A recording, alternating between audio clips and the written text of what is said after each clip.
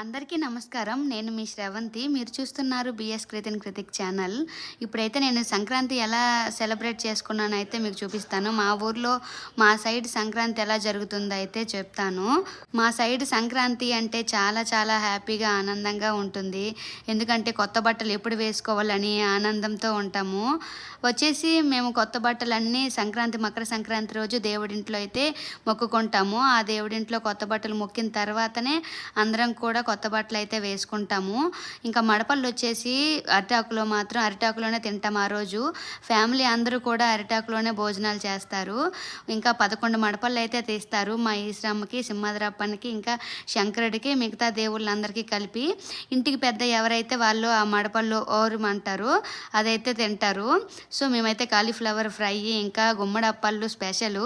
సంక్రాంతి రోజు గుమ్మడప్పళ్ళు తినకుండా ఎవరు ఉండరు. ఇయర్లీ వన్స్ అయితే గుమ్మడప్పళ్ళు తింటాము. చాలా చాలా ఆనందంగా స్వీట్లా తింటాము. ఇంకా మా వదిన అయితే అప్పళ్ళకి రెడీ చేస్తుంది.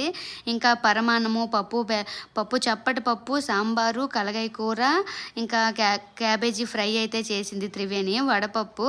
ఇంకా అందరూ కొంచెం రైసు, ఇంకా పసుపు కుంకుమ అన్నీ కలవాలని చెప్పి ఇంట్లో ఫ్యామిలీ వాళ్ళందరూ కూడా, మా కుటుంబంలో ఉన్న వాళ్ళందరూ కూడా అన్నీ తెస్తారు. ఎవరింట్లోని వాళ్ళు తెచ్చి అన్నీ కలిపి అయితే మాత్రం దేవుడికి మడపళ్ళు అయితే తీస్తారు. అందరు కొత్త బట్టలు కూడా అప్పుడే మొక్కుతారు. ఇంకా చూడండి, అందరూ వెయిట్ చేస్తూ ఉంటాం అన్నమాట. ఎప్పుడు బట్టలు ఇస్తామా, ఎప్పుడు వేసుకుంటారా అనేటట్టు.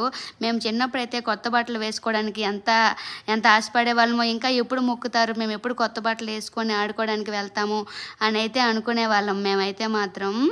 ఇంకా ఈ స్పెషల్ ఈరోజు ఈ సంక్రాంతికి అయితే మేము చాలా బాగా ఆనందంగా అందరం సరదాగా వండుకొని హ్యాపీగా దేవుడికి మొక్కేసి చాలా చిల్ అయ్యాం. చాలా బాగా ఎంజాయ్ చేసాము.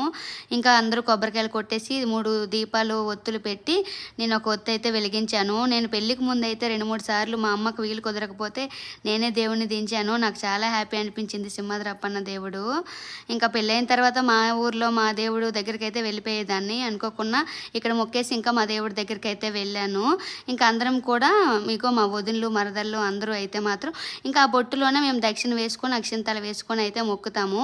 స్పెషల్ వచ్చేసి హేమలత పాప గులాబ్ జాములు అయితే చేసింది. గుమ్మడప్పళ్ళు, కలగాయ కూర, పప్పు, బెల్లం, చప్పటి పప్పు, కలగాయ కూర, ఇంకా కొత్త బియ్యంతోనైతే మాత్రం ధాన్యం దంచేసి బియ్యం అయితే వండుతాము. పులిహోర, అన్నము, ఇంకా కొత్త బియ్యంతోనే కొంచెం మడపళ్ళు అయితే తీస్తాం. 11 మడపళ్ళు అయిపోయిన తర్వాత మా సత్యనారాయణ పెదనాన్న మాత్రం అందరికీ అరిటాకులు అయితే పెద్ద కట్ట అయితే తెచ్చేశారు. అందరం హ్యాపీగా కలిసి చక్కగా తినేసి నేనైతే మా ఊరు వెళ్ళిపోయాను. Thank you for watching. మీరు ఎలా సంక్రాంతి సెలబ్రేట్ చేసుకుంటారు మీ ఊర్లో అయితే మాత్రం వీడియోనైతే లైక్ చేయండి.